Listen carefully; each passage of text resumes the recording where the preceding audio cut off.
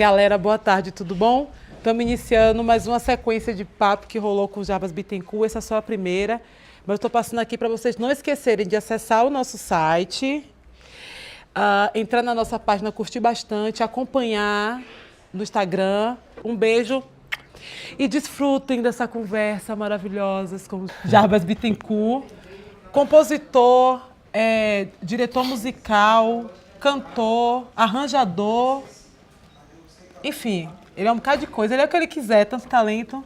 Tudo bom, dá um abraço.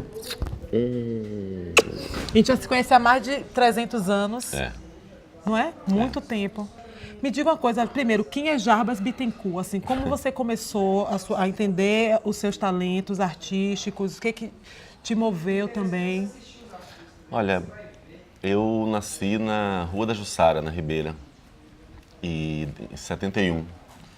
E, por coincidência, na rua em que eu morava, ficou guardado durante algum tempo, que na minha cabeça é um tempo dilatado, mas eu nem sei se corresponde à realidade. Mas tinha um galpão e nesse galpão ficava guardado o caminhão do trio elétrico de Dodô e Osmar. Então essa estrutura do trio elétrico talvez tenha sido a estrutura que me impactou desde criança. Eu passei minha infância construindo o trio elétrico de brinquedo. Então a referência é muito forte, né? As pessoas me davam um caminhãozinho achando que eu ia brincar de dirigir, de carregar e de botar uma carga. Não, eu arrancava a carroceria, colocava uma caixa de sapato, pegava uns bonequinhos, colocava em cima e fazia trios elétricos. Acho que isso foi... E talvez eu não tivesse essa noção naquela época. Mas era uma música absolutamente sofisticada que estava sendo feita na década de 70 em cima dos caminhões de som, dos carros de som, dos trios elétricos, né? Assim, em meio a tantos talentos, a tantos lugares profissional que você ocupa, qual chegou primeiro? Foi a música? Foi uma composição? Eu compus quando eu tinha 12 anos, foi um escândalo na minha vida, mas tipo assim, foi a composição, foi você já fazendo arranjos musicais, foi... Eu queria ser, de verdade, o sonho primeiro era eu quero ser músico e tocar em cima de um trio elétrico. Nunca aconteceu na minha vida isso. Na adolescência eu fiz uma banda de rock, uma banda de punk rock, toquei em algumas bandas punks assim na década de 80 na cidade, tocava contrabaixo. Depois desse período de tocar nas bandas, e aí eu comecei a compor, a canção surgiu. Porque quando eu virei roqueiro, eu cheguei em casa com vinis, uma montanha de vinis e botei em cima da mesa. Tipo assim, olha como eu sou incrível, né? Olha como eu sou radical. Aí meu pai chegou do trabalho e falou, pô, negão, posso dar uma olhada aí nos seus discos? Eu falei, pode. Aí ele passou todos, olhou, Iron Maiden, né? A gente falou, se você se interessar, aí abriu a estante, eu tenho isso aqui tudo também. Ele tinha coleções inteiras do Led Zeppelin, do Deep Purple, do Rush. Era uma coisa louca. Mas então, a composição surgiu no rastro das bandas, né? Das bandas de rock, e se estabilizou como uma vontade, enfim, que trago em mim até hoje, lá se vão muitos anos, quando de fato eu entendi Caetano Veloso, Gilberto Gil e Chico Buarque para começar, Roberto Carlos. Você entendeu a letra? Entendi. Então a letra de Gilberto Gil não dá para entender. Não, entendi o formato canção, né? Entendi que aquilo existia. Sim. Então a canção foi, talvez durante muitos anos, o meu principal modo de entender o mundo, de entender o que estava acontecendo pela visão desses outros homens. E isso permaneceu em mim como artista, me tornando um cancionista, ou pelo menos alguém que vive em busca das canções e de compor canções. Acho que talvez seja o que eu mais faço. O que é hoje mais rentável na área da música? Até para quem está começando mesmo também, saber um pouco mais. Se é compor, se é tocar, se é produzir, porque isso aí faz tudo, né? Então, assim, dentro da área musical, o que é mais rentável, tipo assim, que rola uma coisa maior? Essa pergunta, na verdade, ela pode ser transformada em várias. Sim. E ter várias respostas, porque o que a gente chama, por exemplo, de área musical se divide imediatamente em alguns ramos, em alguns subgrupos, em algumas sub-áreas. Então você pode pensar, o trabalho como instrumentista é um trabalho rentável? Depende de em que meio você anda tocando. É senso comum a gente entender que quem trabalha com mainstream, então quem está trabalhando na indústria do entretenimento, pela constância de shows, pelas agendas de shows, pelos valores praticados nos cachês de artistas como Wesley, como Pablo, como Ivete.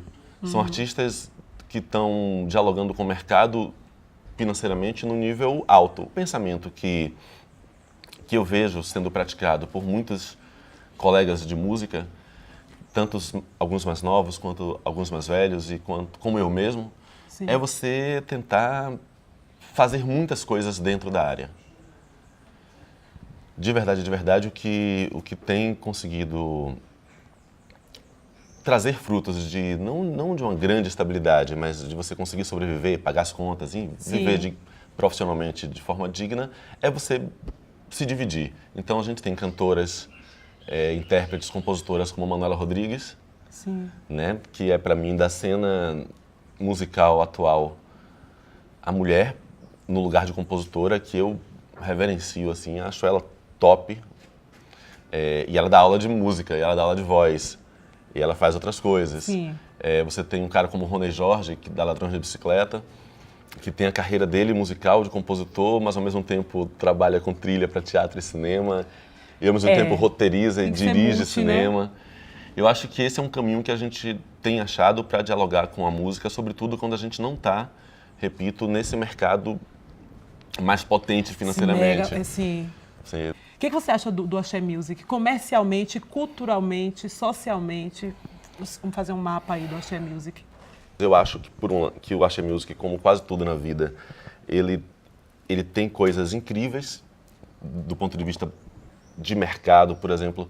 O Axé Music fez com que se evoluísse dentro de Salvador estúdios instrumentistas profissionais da área de música. Sim. A gente tem ali pérolas musicais dentro disso tudo. Acho importante a descentralização que o Axé fez justamente do mercado fonográfico. Aquilo ali, naquele momento, balança a estrutura do mercado fonográfico, a meu ver, do eixo Rio e Sudeste. Sim. E puxa um pouco para o lado de cá. Sim. Como outros estilos, como o sertanejo também fez de forma intensa. Tem coisas no Axé Music, na forma como ele foi conduzido, que não são bonitas, que eu esperava mais. Eu esperava, por exemplo, ter as cantoras negras. Porque é isso, sobretudo depois que o samba reggae se estabelece como sendo uma matriz sonora muito forte da revolução toda, você espera mais protagonismo de quem pariu isso tudo. Uma cidade tão preta como Salvador produziu cantoras incríveis, negras, em cima dos trios elétricos, mas elas não foram rainhas e elas não... Não representam, né? É desproporcional. Eu acho que você pode ter vários tipos de reinados. Você pode ter reis e rainhas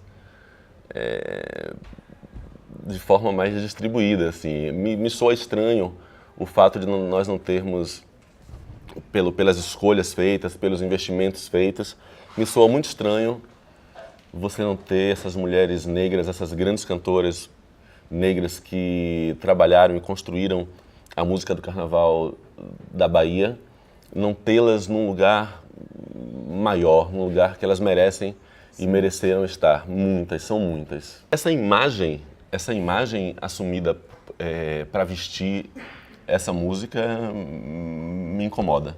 Não que me incomode o fato de termos artistas grandes, algumas que são artistas brancas e brancos. Não me incomoda isso. Eles estão ocupando o lugar que eles trabalharam e podem ocupar. Mas a não ocupação desses espaços pelos nossos artistas negros dessa cidade, sobretudo em se tratando dessa música, é no mínimo estranho. Estranho, é meio desrespeitoso. Acho que esse dinheiro não ficou bem dividido, nem essa fama também. A gente até passou agora por uma situação com a cantora.